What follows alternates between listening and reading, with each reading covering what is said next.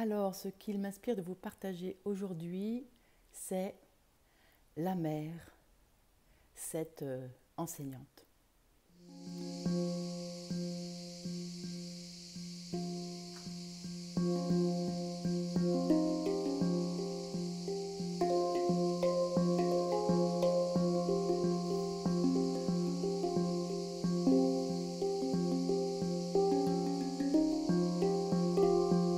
Alors, peut-être vous le savez si vous me suivez, ou peut-être ne savez-vous pas. Début décembre, je pars pour une aventure de dingue, et en même temps peut-être pas si dingue que ça, c'est-à-dire que je pars en tant que chef de bord.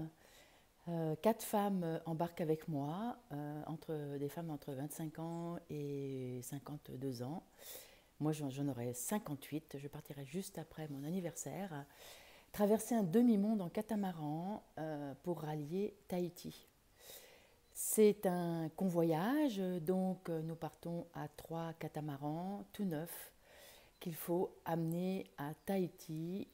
Un de mes amis qui a créé une société de charter là-bas et qui a besoin qu'on lui livre des catamarans qui ne sont pas construits à Tahiti. Connaissant cet ami depuis longtemps, il m'a vu naviguer, nous avons vécu une tempête ensemble et suite à ça, il m'a souvent demandé de faire le skipper pour ses bateaux quand il était en France. Et ça fait plusieurs années qu'il me dit, écoute Anne, quand est-ce que tu traverses avec un bateau? Le départ approche. Forcément, c'est un challenge et cette nuit, c'était la première nuit où j'ai senti que ça travaille en moi, le fait que je m'embarque et à chaque fois la pensée principale c'est mais t'es dingue, c'est génial. Alors, la mère, cette enseignante, en fait, ça n'est pas un voyage, c'est un convoyage, c'est-à-dire que nous allons faire environ 3 mois de mer et 3 mois et demi de voyage. Donc les escales sont des escales techniques courtes. Et les femmes qui partent avec moi ont absolument conscience de ça, sont prévenues de ça, et toutes montent à bord, nous montons toutes à bord avec beaucoup plus cette idée que nous partons en méditation. C'est un voyage qui n'est pas techniquement difficile par rapport à l'état de la mer. Nous n'allons pas franchir le Cap Horn, nous passons par Panama. C'est le vent des alizés, donc il y a de fortes chances que nous ayons très très peu de difficultés tempétueuses. S'il y en a, on les traversera. Ça ne sera pas des ouragans, ça ne sera pas des tempêtes qui menacent vraiment notre sécurité. Pour les personnes qui peuvent être inquiets, vous êtes beaucoup plus en danger de traverser la France en voiture. Ça c'est sûr. Et moi d'ailleurs, j'ai beaucoup plus peur quand je monte dans une voiture pour traverser, pour faire quelques heures de voiture que quand je monte sur un voilier. Alors, 3 mois en mer, 3 mois en océan. J'ai déjà fait un grand voyage de 6 mois quand j'étais jeune, j'ai déjà traversé l'Atlantique et je suis souvent allée en Corse, donc j'ai retrouvé cet état. C'est-à-dire que quand nous sommes en pleine mer, nous sommes dans la matrice. Il n'y a plus la dureté de la terre-mer, il y a la souplesse de l'eau et la souplesse de l'air au-dessus.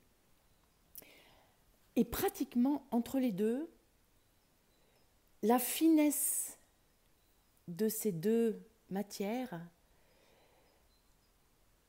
se confond parfois.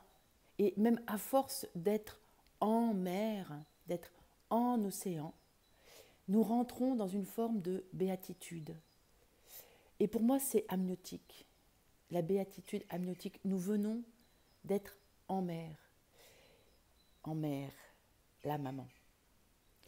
D'ailleurs, il y a juste un oiseau qui, à ce moment-là, fait pépi. Je suis convaincue que tous les marins qui font des grandes navigations ont quelque part en eux cette recherche de la matrice, la recherche d'un absolu. Et cette nuit, ça n'est pas du tout l'inquiétude qui me travaille, c'est cette matrice, c'est rentrer dans cette matrice. 5 femmes avec le même objectif, de rentrer en méditation, aussi en méditation avec soi-même, parce que forcément, quand on n'est plus occupé par Internet, par notre travail, par nos relations extérieures, hein, par tout ce qui nous fait aller extrêmement vite dans le monde actuel, eh bien, dans ce vaisseau, au milieu d'une immense liberté de cette amnios océanique, et en même temps dans la prison du vaisseau, parce que nous ne pouvons pas sauter du vaisseau, c'est impossible, en pleine mer, évidemment, c'est impossible. Je crois que la seule solution, c'est de rentrer en soi-même, de rentrer dans son océan intérieur.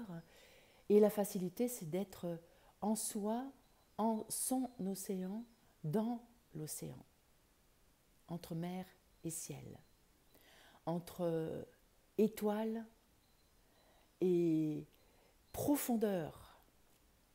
Ces milliers de kilomètres qu'il y a sous nous avant d'être sur la Terre, ces mystères qu'il y a dans la mer, la sensation de la profondeur, elle est là, la sensation de l'immensité cosmique est là aussi. Et ce qui m'est vraiment venu cette nuit, et je vous encourage à suivre notre groupe parce que vous pourrez suivre ça, c'est que nous avons la possibilité de méditer en paix et pour la paix. Ceux qui me connaissent déjà, vous savez que mon slogan, c'est en guérissant notre intime, nous guérissons le monde. En faisant la paix en soi, nous aidons le monde à la paix. C'est très ambitieux. Je ne crois pas que c'est utopique. C'est nos guerres intérieures qui provoquent les guerres à l'extérieur. C'est nos traumatismes intérieurs qui créent les traumatismes autour. Donc de revenir en soi, de revenir en son propre océan, se mettre à l'intérieur dans cette amnios océanique et cosmique, eh bien, nous cinq, nous partons vraiment avec ce désir profond d'être en méditation et en méditation pour la paix. Alors, peut-être vous allez vous dire c'est complètement dingo, il y a quand même beaucoup de gens actuellement qui croient profondément que quand il y a une personne qui fait quelque chose, eh bien, il y a plein d'autres personnes qui sont embarquées dans le vaisseau, j'allais dire.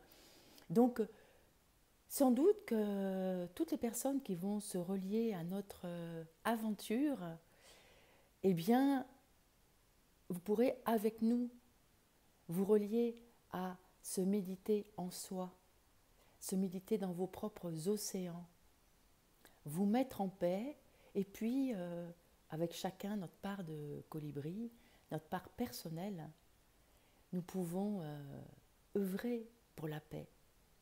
D'abord chacun en soi-même et ce rayonnement va se répandre. Le monde est en transformation. Ce voyage est forcément, obligatoirement, une transformation pour nous toutes. Vous tous et toutes qui nous suivez, vous pouvez vous imprégner de cette transformation. La vibration est déjà là entre nous tous. Les signes sur le groupe, 15 000 km pour oser aller au bout de ses rêves. Je vous mettrai le lien là, en postant la vidéo. Pour les personnes qui ne sont pas déjà sur le groupe, nous pouvons œuvrer ensemble et puis aussi inspirer, parce que peut-être pour vous, ça sera de méditer tous les matins en allant dans votre jardin si vous en avez un, c'est peut-être dans votre bus, dans le métro, aller voir un peu à l'intérieur, rejoindre votre océan intérieur, fort des images qu'on vous proposera, ou de l'image de ce tableau là qui est derrière moi, qui a été peint par une de mes amies rencontrée quand j'habitais à San Francisco. La mer, cette enseignante, nous avons toutes été dans l'océan amniotique. Nous avons tous été dans cet océan de béatitude, quand bien même autour la planète pouvait être perturbée. par des mémoires, par des circonstances. Dans l'amnios, j'en suis certaine que c'est un lieu où nous étions en unité. Je suis si convaincue que les fœtus sont des éveillés. Voilà, Anne, femme un peu plus sage, chef de bord de ce navire qui va bientôt, de ce catamaran qui va bientôt traverser un demi-monde. Et nous espérons traverser un océan de paix. À bientôt. Merci de nous suivre.